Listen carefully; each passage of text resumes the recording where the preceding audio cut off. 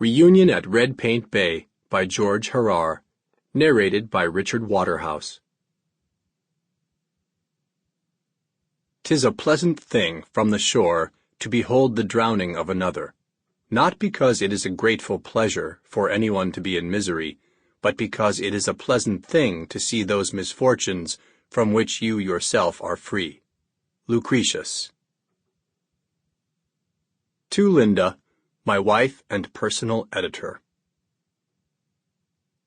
Reunion at Red Paint Bay. Chapter 1. Red Paint. Population 7,142. Friendliest Town in Maine. Simon Howe, editor of the Red Paint Register, drove south toward home into the fading light. Beyond the rusting town sign, as far as one could see into the scrub pine woods, there was no other imprint on the land to suggest what lay ahead. A sign wasn't really necessary. People didn't just happen upon red paint.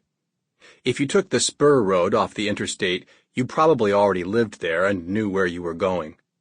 Simon reached over the gear shift and let his hand fall on the knee of his wife, Amy. She had been quiet for miles, unusual for her, all the way from their dinner at the Bayswater Inn. Maybe she was worrying about their son, home alone for the first time. If there was separation anxiety, he figured it was more on her part than Davy's. A small flash of light in the brush caught his eye as he approached the train tracks. He stopped as if the wooden barrier arms were down and felt the night breeze dampening his face, bringing with it the faintly dank smell of the marshes. "Lightning bugs," he said. "There were always hundreds of them in our yard in summer when I was a kid. I used to snatch them from the air and put them in a glass jar.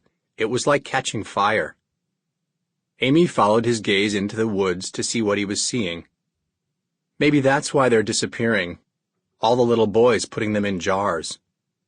Simon stared into the tall weeds for a minute, watching for another flicker, but there was none. He drove on, the old Toyota rattling across the tracks and straining up the steep hill. At the top, the length and breadth of red paint, 4 miles by 3, stretched out ahead of them. It appeared like a watercolor of a town, a still life at dusk.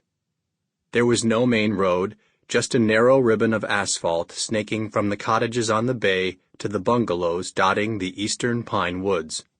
In between lay the town center, an irregular common of grass bordered by brick storefronts. Sample complete. Ready to continue?